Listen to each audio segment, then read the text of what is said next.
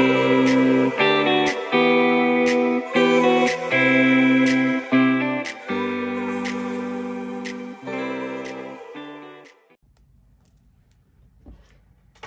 everyone, thanks for joining. I'm going to do a quick video about just what changed in my habit tracker for April.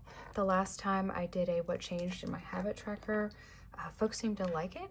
Hopefully it helps to determine what might you track, or to think about what you could track in a different way. I also have a list here I just jotted down to discuss, and again, this little notepad is from Cloth and Paper, but so I'll talk about all of these a little bit because I do a little of all of it, but just wanted to put this out there in case it helps jog your thoughts. So in a habit tracker, you could put what habits do you want to form, what tasks do you need to get done daily, weekly, monthly, what are things that's very easy to forget so that when you see it, it jogs your memory. I do that. Your sleep, nutrition, workout, water intake, your responsibilities, what has to get done, you could check that off. Again, those responsibilities could be a little different than tasks. Responsibilities might be within your family or within your job, or maybe part of a team in school or anything like that. And then goals, right? So maybe you have a large goal, but you can start to track little itty bitty steps that help you reach your goal. So I'll leave that over here, but just high level, I thought maybe include that to let you know what's in here. So if I open the habit tracker up, I love how much is in here. Everyone loves a good thick planner.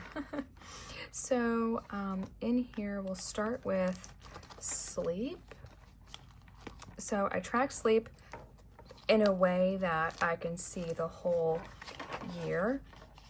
So this is January, February, and then March just passed.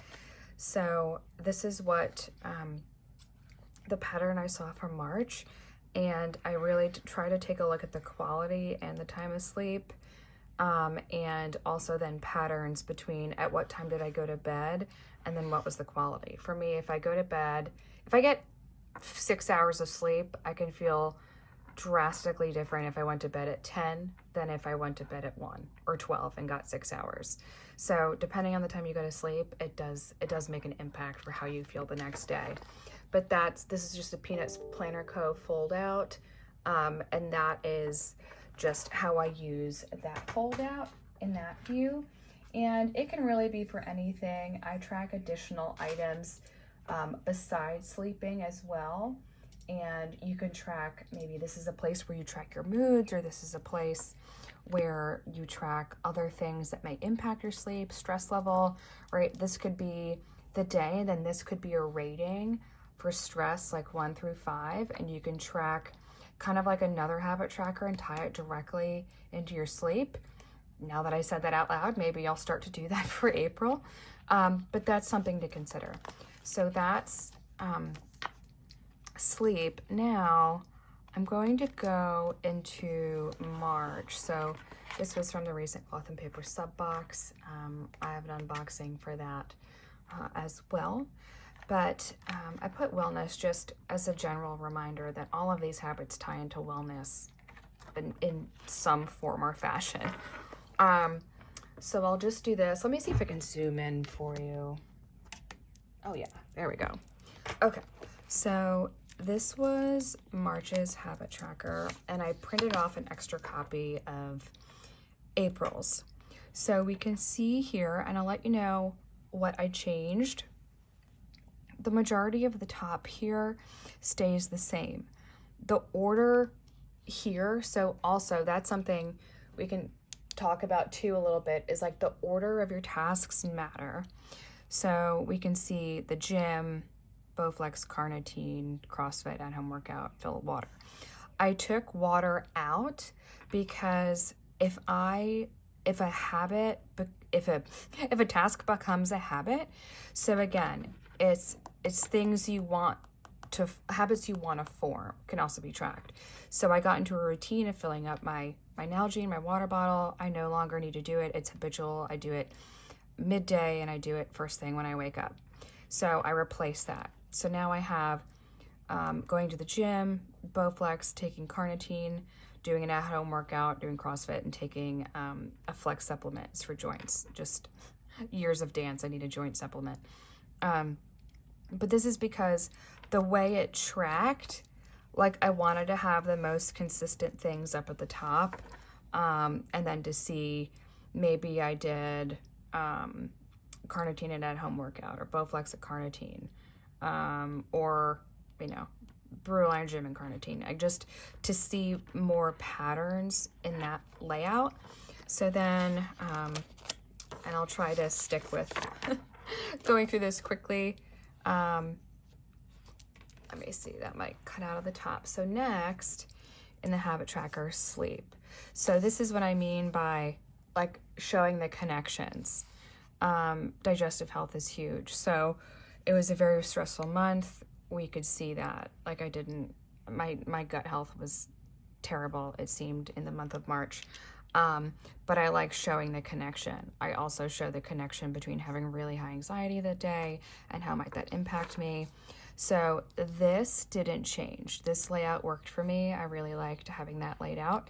But then emotional, I switched it to see like the emotions, kind of like we saw on the sleep tracker, which emotions might directly be tied to sleep. So I can then make the connection across the grid here. So exhausted, anxious, sad, content, happy, motivated. I made a note that as I was checking things, I didn't really check certain ones more, but if I'm anxious, it usually ties into whether or not I'm exhausted. So I want to put those two together. I didn't have that here. So I'd have anxious and then look at my sleep to see if there's a correlation. And there's directly a correlation. Like if you see less than 7 hours, you'll probably see that I was extra anxious that day. So I just wanted to have that closer. If that helps you, if you struggle with that as well, or want to see what's impacting your sleep, it's good to know. So then also down here, I made a couple of changes. So I used Vegamore Grow and my Iris Store, Shower Shave. This all stayed the same. Then supplements though, I, at one point in the month of March, just existing, I saw stars, like little fireflies, like sparkles all around me, and they didn't go away for like 20-30 seconds. And I was craving Diet Pepsi. So I don't know. I'm anemic, so if I start to crave diet soda, I know that I'm like desperately in need of, you know, some iron, and I probably got behind. So I realized I needed to get on an iron regimen. I mean, guilty as charged. I didn't even have iron listed here again to remind me to take it, because taking iron is easy to forget for me. I don't feel that great when I take it. I found the best kind, I think, but I don't feel as amazing when I take it. So I just changed it, and I moved like Flex and Biotin up to the gym because it's more gym related. And again, just kept that added in. And I also included the number of iron pills that I might take depending on what my symptoms are. So then we'll jump right in to the next side. So this one, I still have finance routine, Audible, LinkedIn, articles. I changed learning to MBA prep and writing a book into just writing. Ideas, notes for the future, notes when studying. Maybe it is a book or a journal. So just to write. I felt like, to me, I talk about not setting yourself up to failure a lot. And if you look at March, I didn't check that once because I didn't work on a book, but I wrote other things. So I said, you know what? I don't want to look at that and get down on myself because I didn't do that thing. So I adjusted my goal so that I can feel like I am setting myself up for success. Maybe I do write a book, maybe I do write other things, but at least it's there. And then did I post on YouTube or film? Then this didn't change. That stayed the same. Those are still items I want to work on. I checked off quite a bit in March. I'm happy with that. Same here. So these didn't change. Those stayed the same as well. So no changes there. This is just family stuff, so I didn't include that to go through, but I will flip the page because now we're nearing the end of it. Monthly, I accidentally left this monthly in here, but that's fine. I would like to get a facial or a chemical peel at some point. Dysport, you can either get for migraines or sweating. So that's interesting. I don't go all that often. Now here, I moved these home items up to the top and I rearranged them. So maybe I can talk about that and how that changed. So I ordered by, we'll do most frequently to least frequently, because I didn't like how scattered it was. I want to know that what's up at the top is going to happen the most. So I put laundry, then sheets, towels, like shower curtain or liner, then vacuum, dust, scrub and sink the toilet, and then air filters. Air filters are going to be like once a month. And then there's the facial and chemical peel. So I reordered that to be, again, top to bottom, most frequent to least frequent. Again, here, most frequent to least frequent. So that, I think, is going to help. I didn't really do it that way before, and I think we'll have success doing it that way. And then caregiving is last down here. Again, I reordered it from most likely to happen to least likely to happen. So text, call, visit, make or pay bills, go to appointments, or like something not so great happened and we were dealing with that. But so that is the overall change to the habit tracker. This was just an extra printed copy because it'd be easier to show the differences there. And that sums it up. So quick little video. I hope this was helpful. I'll let you know how I feel about forming those habits or tracking those habits in a top down for like most likely going to happen or most frequently going to happen to least.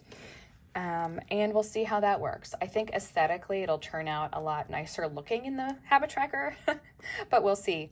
But either way, thank you as always for sharing your time with me. It's greatly appreciated, and we'll see you in the next one. Bye.